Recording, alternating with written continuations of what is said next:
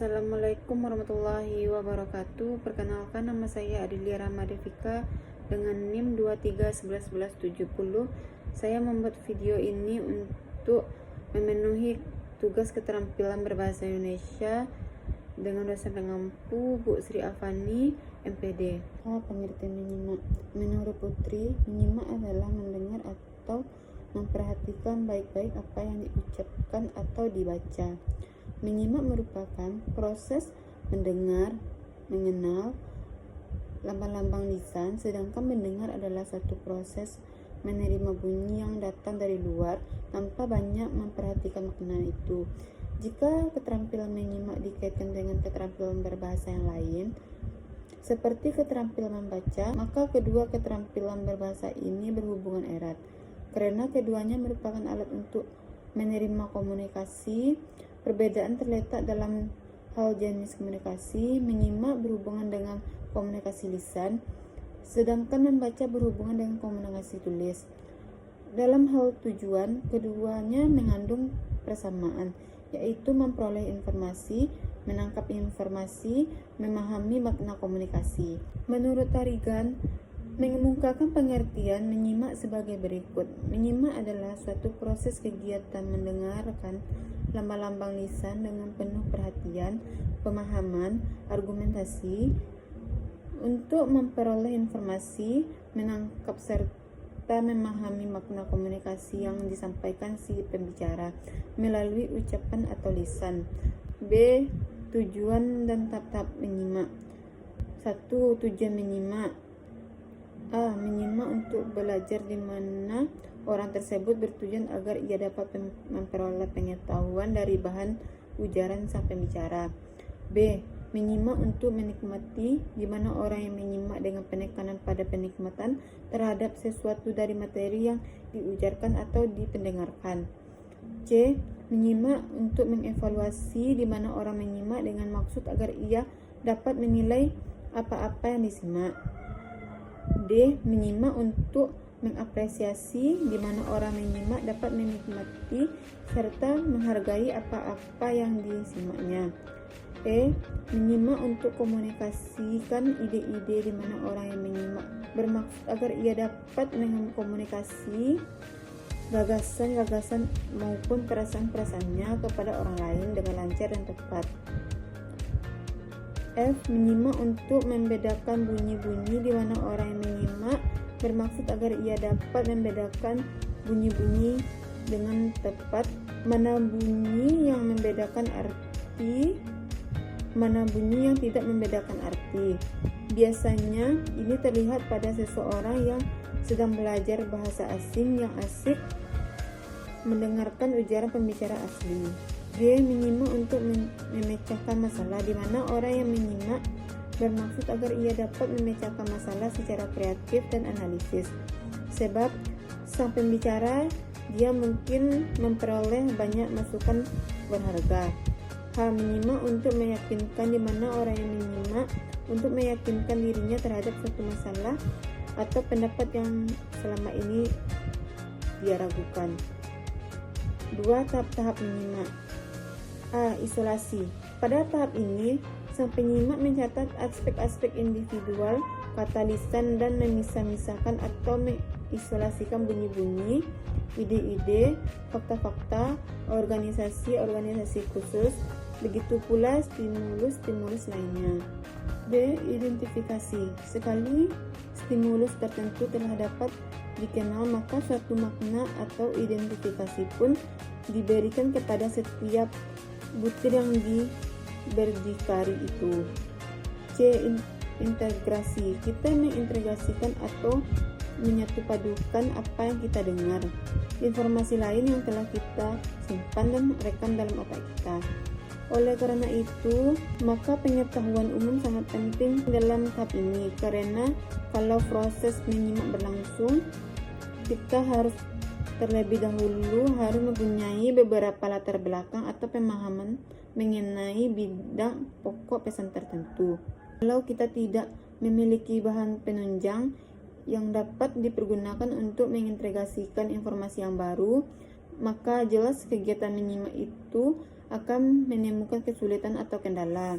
D. Infeksi. Pada tahap ini, informasi baru yang telah kita terima dikontraskan dan dibandingkan dengan segala informasi yang telah kita miliki mengenai hal tersebut. Proses ini akan menjadi paling mudah berlangsung kalau informasi baru justru penunjang prasangka atau prakonsepsi kita.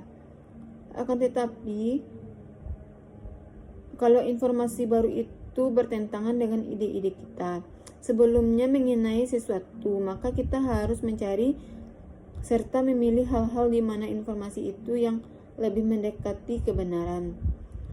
Interpretasi. Pada tahap ini, kita secara aktif mengevaluasi apa-apa yang kita dengar dan menelusuri dari mana datangnya semua itu. Kita pun mulai menolak dan menyetujui, mengakui, dan mempertimbangkan informasi tersebut. C. Jenis-jenis dalam menyimak. Menyimak atensi adalah sejenis kegiatan menyimak yang berhubungan dengan hal-hal lebih umum dan lebih bebas terhadap bahasa. Tidak perlu di bawah bimbingan langsung seorang guru. Pengguna yang paling mendasar ialah menyajikan kembali bahan yang telah diketahui dalam suatu lingkungan baru dengan cara yang baru. Selain itu, dapat pula murid dibiarkan mendengar butir-butir kosakata dan struktur-struktur yang baru bagi murid yang terdapat dalam arus bahasa yang ada dalam kapasitasnya untuk menanganinya. Pada umumnya, sumber yang paling baik untuk menyimak atensi adalah rekaman yang dibuat guru sendiri. Misalnya, rekaman yang bersumber dari siaran radio, televisi, dan sebagainya. 2. Menyimak intensif. Menyimak intensif adalah menyimak yang diarahkan pada suatu yang jauh lebih diawasi, dikontrol terhadap suatu hal tertentu. Dalam hal ini harus diadakan suatu pembagian yang penting, yaitu diarahkan pada butir-butir bahasa sebagai dari program pengajaran atau pada pemahaman serta pengertian umum.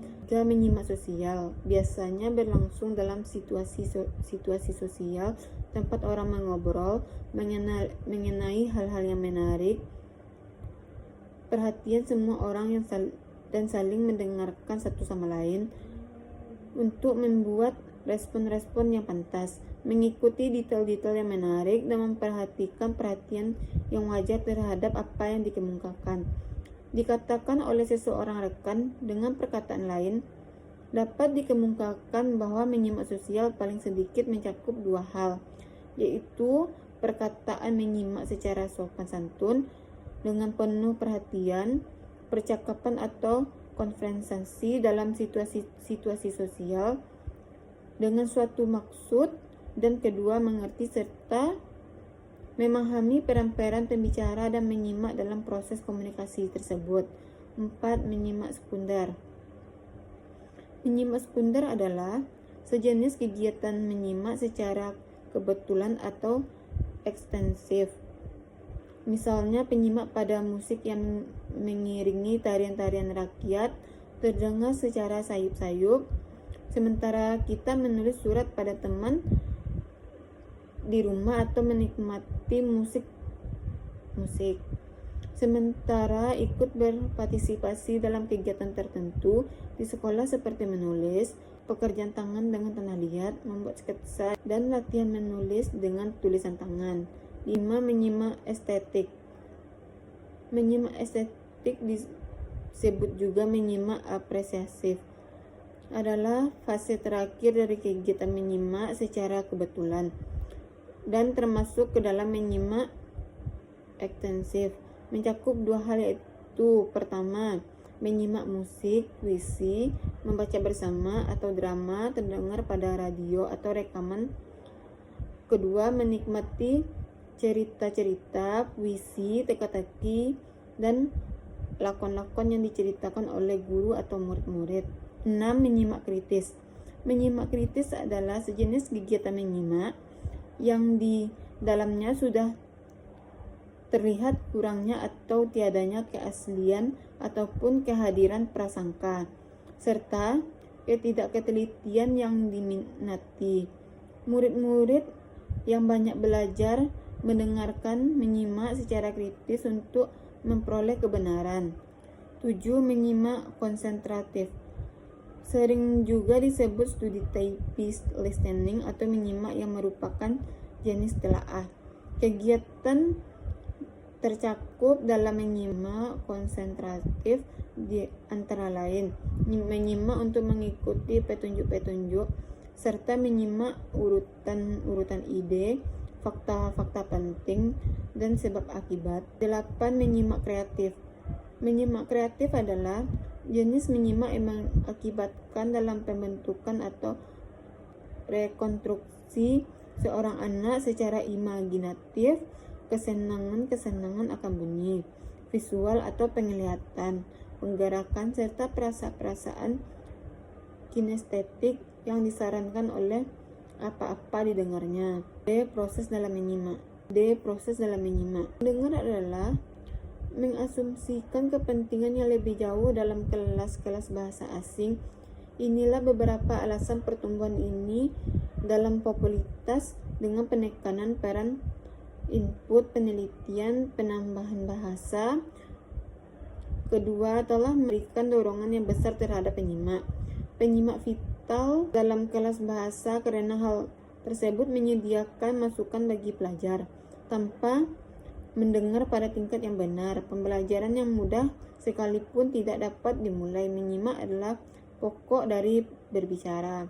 Belakangan ini sudah pasti mengakui bahwa strategi bottom up atau top down itu penting dalam mengembangkan tempat belajar, materi dan pelajaran.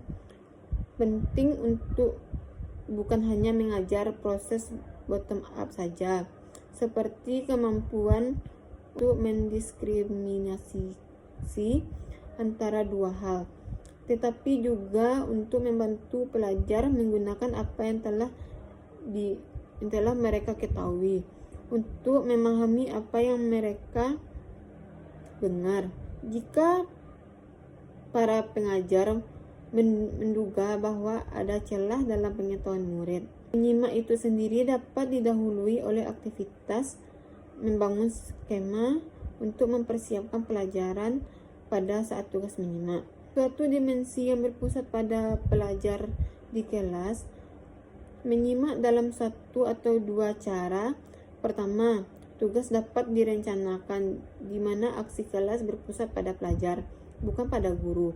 Dalam tugas mengeksploitasi ide ini, para murid dengan aktif terlibat dalam menstruktur pemahaman mereka dalam bahasa dan membangun skill mereka dalam menggunakan bahasa. Kedua, materi mengajar seperti tipe material yang lain dapat diberikan satu dimensi yang berpusat pada pelajar dengan membuat pelajar terlibat dalam proses mendasari pelajaran dan dalam membuat kontribusi aktif terhadap pembelajaran. Hal ini dapat dicapai dengan cara berikut. Yang pertama, membuat tujuan instruksional eksplisit kepada pelajar. Kedua, memberikan pelajar tingkatan pilihan. Ketiga, memberikan pelajaran kesempatan untuk membawa pengetahuan dasar mereka sendiri dan pengalaman ke dalam kelas. Keempat, mendorong para pelajar untuk mengembangkan sikap relatif terhadap pembelajaran dan untuk mengembangkan kemampuan self-monitoring dan penaksiran diri sendiri. Jika mereka menyadari proses pembelajaran mereka terlibat di dalamnya, maka pembelajaran akan lebih efektif. Strategi kunci yang dapat diajarkan dalam kelas menyimak menyangkut selektif menyimak untuk maksud tertentu, tetapi termasuk dalam pembelajaran sehingga pelajar dapat melihat aplikasi strategi perkembangan pembelajaran yang efektif. Faktor penghambat keberhasilan menyimak. 1. Kecilnya daya tampung sistem ingatan jangka pendek. Akibatnya, lambing lambat bunyi yang diserap melalui telinga. Tidak semuanya dapat diproses. Lambang-lambang yang masuk belum selesai diproses. lambing berikutnya sudah menyusul, sehingga sebagian lambing itu akan hilang tanpa meninggalkan bekas yang disebut pengertian. Kalau terjadi demikian, hasil penyimakan kita bukan berwujud pengertian, tetapi berwujud tumpukan kata-kata atau fakta-fakta yang terlepas. 2. Ingatan jangka pendek mengalami kesulitan dalam memproses lambing lambat bunyi yang diserap waktu menyimak. Hal ini terjadi kalau kita belum mempunyai bekal pengetahuan sebagai kemampuan dasar. Ketika sedang terjadi proses analisis dalam ingatan jangka pendek, tiba-tiba jangka panjang mengirimkan kembali pengertian-pengertian yang sudah lama tersimpan. Tetapi apabila tidak relevan atau tidak ada hubungannya dengan apa yang disimak, justru akan mengganggu. Cara mengulangi penyimak harus berusaha mengikuti seluruh uraian. Penyimak harus beranggapan bahwa apa yang disimaknya itu sangat berguna baginya. Penyimak yang baik tentu tidak akan mempunyai sikap meremehkan terhadap apa yang disimaknya. 3. Perhatian. Menyimak dengan tidak memperhatikan uraian yang sukar. Ada sesuatu kebiasaan bila penyimak sesuatu bahan, kemudian dia beranggapan bahwa bahan atau uraian tersebut sukar. Karena sukar, dia berprasangka tidak dapat, kemudian dia bersikap masa bodoh. Perhatikan, menyimak tidak ada lagi, padahal seharusnya sebaliknya. Karena yang disimak itu dianggap sukar, maka harus betul-betul memperhatikan penuh konsentrasi. Penyimak seperti ini akibatnya tidak lagi memahami persoalan simaknya. B. Menyimak dengan perhatian sudah diganggu kegaduhan waktu kita menyimak. Bahan disimak kemungkinan bersamaan dengan masuknya lambing lambat bunyi yang lain melalui telinga. Tetapi mungkin juga lambang atau bunyi lain yang kita tangkap dengan mata. Apabila penyimak tidak langsung menyadari tujuan menyimak, dia akan terseret ke hal-hal yang semestinya tidak kita simak, yang seharusnya disimak tidak disimak, tetapi bahkan mestinya tidak disimak, bahkan disimak. Hasilnya tidak ada. Cara mengulangi hal seperti ini tergantung kepada penyimaknya. Penyimaknya hendaknya sanggup mengulangi semua gangguan, baik gangguan suara dari luar maupun putus-putus. C. Menyimak hanya bagian-bagian tertentu karena berdasarkan super emosi. Ada beberapa kata yang sering mengganggu emosi seseorang, misalnya kata-kata koruptor,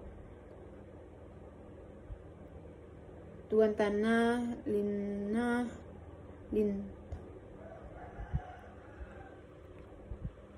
hal-hal seperti ini, tuan tanah, pelacur, melarat, bodos, dan sebagainya. Hal ini seperti ini mungkin saja terjadi pada diri seseorang. Andaikan dalam uraian ada kata-kata seperti tadi, mungkin si penyimak terasa tersinggung emosinya, karena kata-kata itu dianggap menyinggung, menyakitkan hati, mempersulit, merugikan dirinya, dan sebagainya. Akibatnya si penyimak tidak mau memperhatikan uraian-uraian selanjutnya. F. Ciri-ciri penyimak yang benar. Pertama, perhatian penuh. Penyimak yang baik memberikan perhatian penuh kepada pembicara. Mereka fokus pada apa yang disampaikan, menghindari gangguan dari lingkungan sekitar, serta tidak melakukan aktivitas lain yang dapat mengalihkan perhatian. 2. Menggunakan bahasa tubuh yang responsif. Penyimak yang efektif menunjukkan minat dan keterlibatan melalui bahasa tubuh seperti mengangguk, memperhatikan kotak mata, dan menghindari posisi yang tertutup. Bahasa tubuh yang positif membantu menciptakan suasana yang nyaman dan mendukung komunikasi. 3. Mendengarkan secara aktif. Penyimak yang baik tidak hanya mendengarkan kata-kata yang diucapkan, tetapi berusaha memahami makna di balik kata-kata tersebut. Mereka mendengarkan dengan penuh perhatian dan berusaha menangkap inti dari pembicaraan. 4. Mengajukan pertanyaan. Penyimak yang efektif sering mengajukan pertanyaan, klarifikasi, atau elaborasi untuk mendapatkan pemahaman yang lebih baik. Pertanyaan ini menunjukkan bahwa mereka benar-benar terlibat dalam percakapan dan ingin memahami informasi yang lebih dalam. 5. Memberikan umpan balik. Penyimak yang baik memberikan umpan balik yang konstruktif setelah mendengarkan. Umpan balik ini bisa berupa komentar, ringkasan, atau refleksi dari apa yang telah didengar, yang menunjukkan bahwa mereka telah memahami dengan baik. 6. Menunjukkan empati. Penyimak yang baik dapat merasakan emosi dan perasaan pembicara. Mereka menunjukkan empati dan pengertian terhadap sudut pandang orang lain, yang membantu membangun hubungan yang lebih baik dan saling percaya diri. 7. Tidak menginterupsi. Penyimak yang efektif menghindari interupsi saat pembicara berbicara. Mereka menunggu dengan sabar hingga pembicara selesai, baru kemudian memberikan tanggapan atau pertanyaan. 8. Mampu menyimpan informasi. Penyimak yang baik dapat mengingat informasi penting yang telah disampaikan dan menggunakan dalam diskusi selanjutnya. Kemampuan ini menunjukkan bahwa mereka tidak hanya mendengar, tetapi juga memahami informasi. 9. Memiliki keterbukaan pikiran. Penyimak yang efektif bersikap terbuka terhadap pendapat dan ide-ide baru. Mereka tidak cepat menghakimi atau menolak pandangan pembicara, tetapi berusaha memahami sudut pandang yang berbeda. 10. Menerima kritik dan saran. Penyimak yang baik mampu menerima kritik dan saran dengan lapang dada, sehingga mereka dapat belajar dan berkembang dari pengalaman tersebut. G. Faktor-faktor penentu keberhasilan menyimak. 1. Kondisi lingkungan. Kondisi lingkungan seperti kebisingan, pencahayaan, dan kenyamanan tempat duduk dapat mengganggu konsentrasi penyimak. Lingkungan yang tenang dan nyaman akan mendukung proses menyimak lebih efektif. 2. Perhatian dan konsentrasi. Kemampuan menyimak untuk memberikan perhatian penuh dan konsentrasi pada pembicara sangat penting.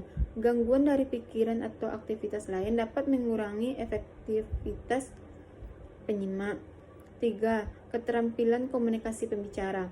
Cara pembicara menyampaikan informasi, termasuk kejelasan, intonasi, dan gaya bahasa juga mempengaruhi kemampuan penyimak dalam memahami pesan. Pembicara yang terampil dapat membantu penyimak untuk lebih mudah menangkap informasi. 4. Pengalaman dan pengetahuan. Pengetahuan dan pengalaman penyimak mengenai topik yang dibahas akan mempengaruhi sejauh mana mereka dapat memahami informasi. 5. Emosi dan sikap.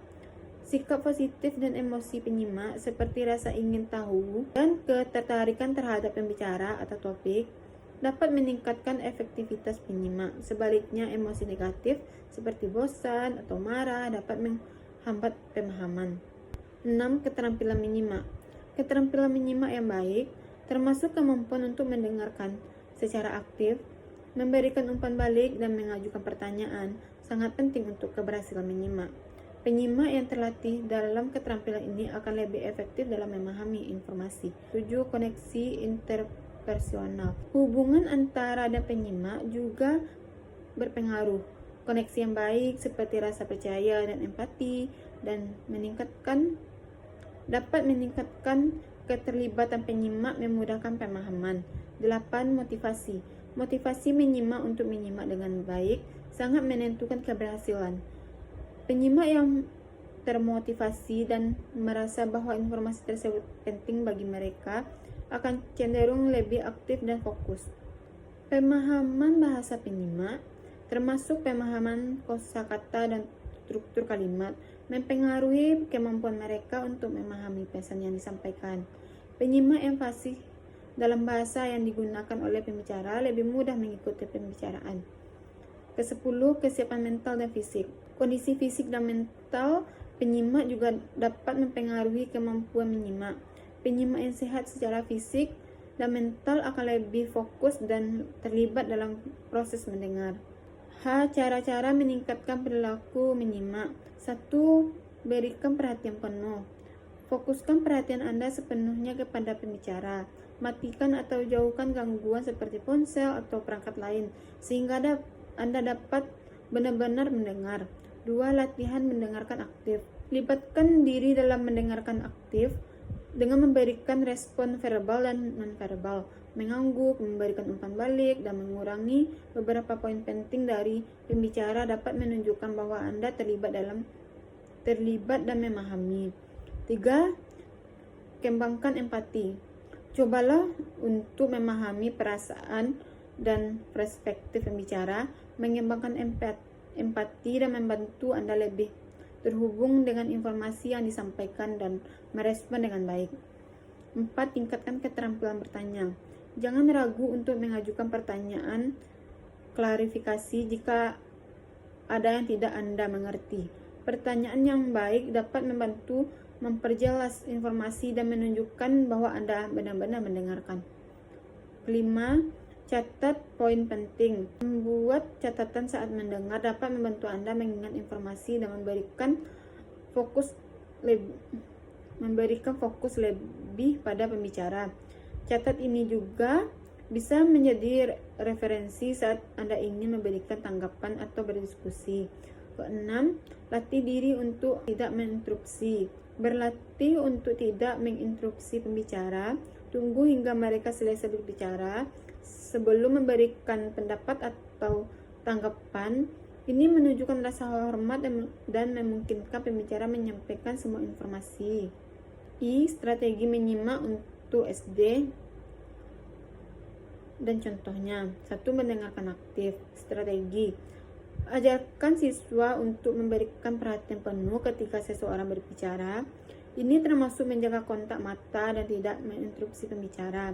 Contoh, saat guru menjelaskan pelajaran, siswa diminta untuk menatap guru, mengangguk sebagai tanda bahwa mereka memahami dan tidak berbicara dengan teman sebangku. Kedua, mengajukan pertanyaan. Strategi: dorong siswa untuk mengajukan pertanyaan. Setelah mendengarkan pertanyaan ini, bisa bersifat klarifikasi atau elaborasi. Contoh, setelah mendengarkan cerita yang dibicarakan guru, siswa diminta untuk mengajukan 1 atau 2 pertanyaan tentang cerita tersebut, seperti kenapa tokoh utama merasa sedih. Ketiga, mencatat poin penting. Strategi: ajak siswa untuk mencatat informasi penting selama pembelajaran. Ini membantu mereka fokus dan mengingat informasi yang disampaikan. Contoh, saat guru menjelaskan cara melakukan operasi matematika, siswa diminta untuk menulis langkah-langkahnya di buku catatan mereka. Keempat, berbagi dan meringkas. Strategi: setelah mendengarkan, siswa dapat dibagi dalam beberapa kelompok kecil untuk mendiskusikan dan meringkas apa yang mereka dengar. Contoh, setelah mendengarkan penjelasan tentang lingkungan, siswa dibagi dalam kelompok kecil untuk mendiskusikan 3 hal yang mereka pelajari atau kemudian meringkasnya di depan kelas. 5. Permainan peran. Strategi: gunakan permainan peran untuk melatih siswa mendengarkan dengan cermat dalam situasi yang berbeda. Contoh, dalam aktivitas berita palsu, satu siswa berperan sebagai reporter yang menceritakan sebuah berita, sementara siswa lain harus mendengarkan dan kemudian menanggapi dengan pertanyaan yang relevan. Baiklah, hanya itu materi yang dapat saya sampaikan. Saya akhiri dengan Assalamualaikum warahmatullahi wabarakatuh.